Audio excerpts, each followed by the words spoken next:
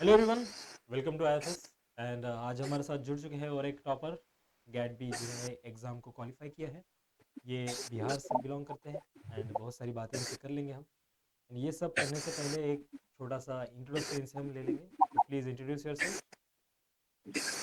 Hello, I am Asa Ranjan. I am from Patna, Bihar. I have scored 130 marks in GATB exam with 113 rank. Okay, great. And along with the GAT B आप और भी कुछ exams को target कर रहे थे? हाँ, particularly I was targeting for the mostly इसी एग्जाम के लिए कर रहे थे। एक था IIT जैम का बट उसमें I didn't score very well.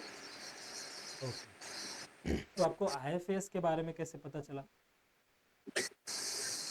Actually I found it on YouTube only.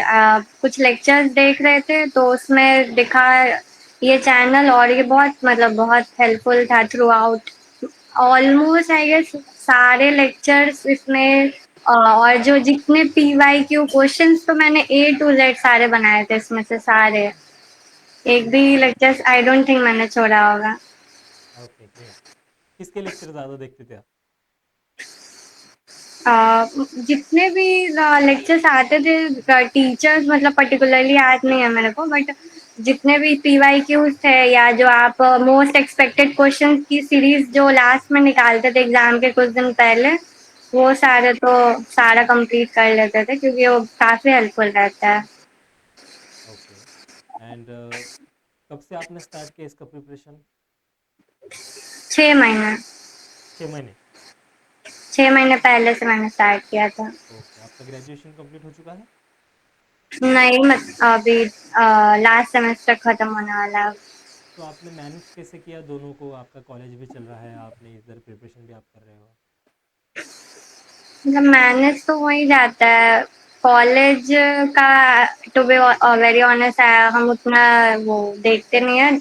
मेरा मेन फोकस लास्ट सेमेस्टर में इसी पे था, इसी एग्जाम पे था।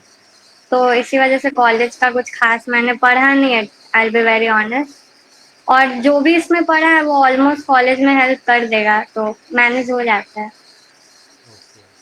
तो क्या करना है आपको आगे? क्या किस में आपका करियर देखते हो आप? आ, इसमें आगे फर्दर MSc के बाद तो फिलहाल मैंने PhD का सोचा है। इसमें तो IIT मिस हो गया, तो I want to pursue my PhD from IISc, जिससे फर्दर मेरे रिसर्च फील्ड में हेल्प हो, क्योंकि हमको जाना रिसर्च में ही है। क्यों पसंद है आपको रिसर्च? मतलब टू नो योर सब्जेक्ट पूरा एकदम डीप से, रिसर्च एकदम परफेक्ट फील्ड है, और ये सब्जेक्ट मतलब आई वुड से बहुत अच्छा है, जिसको जिसमें मतलब बहुत सारी चीजें हैं जो बची है अभी जानने के लिए। तो रिसर्च के through we can get to know बहुत सारा चीज। तो research I guess would be the best field to, कब से लगा मतलब अपने आपको कि रिसर्च फील्ड। में कुछ करना चाहिए? सॉरी।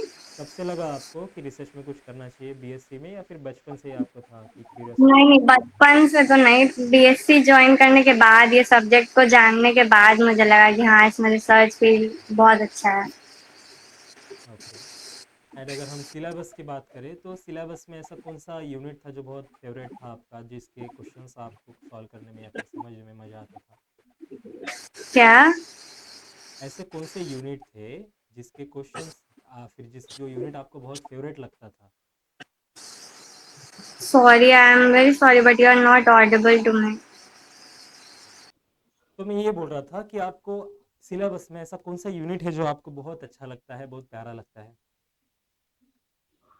सिलेबस में माइक्रोबायो का पार्ट मेरा फेवरेट है, वो बहुत अच्छा लगता है। एंड उसके कॉन्ट्रास्ट में ऐसे कौन से यूनिट थे जो बहुत चैलेंजिंग लगते थे आपको? उसके कॉन्ट्रास्ट में सबसे चैलेंजिंग यूनिट तो ये क्या बोलते हैं, सबसे चैलेंजिंग पार्ट मेरा वो कैलकुलेटिव पार्ट, जो बैक्टीरियल कॉलोनीज को काउंटिंग वाला पार्ट रहता है, या वो सारा पार्ट। बाकी माइक्रोबायो में सब कुछ इजी है, कुछ ऐसा बहुत डिफिकल्ट नहीं है। इसलिए वो मेरा फेवरेट है। ओके। बस कैलकुलेटिव पार्ट थोड़ा टफ है। एंड अगर हम एग्ज़ाम की बात करें, एग्ज़ाम के 3 घंटे की बात करें, तो आपने सबसे पहले कौन से सेक्शन को सिलेक्ट किया? सबसे पहले सेक्शन ए ही मैंने अटेम्प्ट किया था, उसके बाद सेक्शन बी पे गए थे हम। हम्म। पढ़ा मैंने पूरा था, उसके बाद फिर सेक्शन ए, उसके बाद section B. Okay. And section B का तो आपने तैयारी कर लिया यूट्यूब से, बट फिजिक्स, केमिस्ट्री, मैथ्स के लिए आपने कैसे प्रिपरेशन किया? फिजिक्स, केमिस्ट्री, मैथ्स तो ऑलमोस्ट 12th लेवल तक का ही रहता है। और बाकी जो था वो उसके भी कुछ क्वेश्चंस आते हैं यूट्यूब पे, मोस्ट एक्सपेक्टेड या पीवाईक्यू, सबसे ज्यादा हेल्पफुल तो पीवाईक्यू है, तो वो सारा सॉल्व करना है, तो वही सब किया था। ओके। एंड लास्टली आपकी हाँ। तरफ से आप क्या बताना चाहोगे हमारे व्यूवर्स को? हम तो यही बताना चाहेंगे कि प्रिपरेशन थोड़ा और पहले से स्टार्ट करना चाहिए, तो 6 महीना थोड़ा कम टाइम होता है, at least from the last year आपको प्रिपरेशन स्टार्ट कर देना चाहिए, और वो 1 साल is more than sufficient to for your preparation. उसमें आप थॉरली सारे लेक्चर्स देखो, नोट्स बनाओ, रिवाइज करो, बस यही मंत्र है मेरे हिसाब से तो किसी भी एग्जाम को क्रैक करने का। Revision is the key. Okay. Okay, very nice. And I hope आपका फ्यूचर बहुत ब्राइट हो, and all the very best for thank your you. Future. Thank and you so much. Thank you अभी के लिए। Okay. Thank you.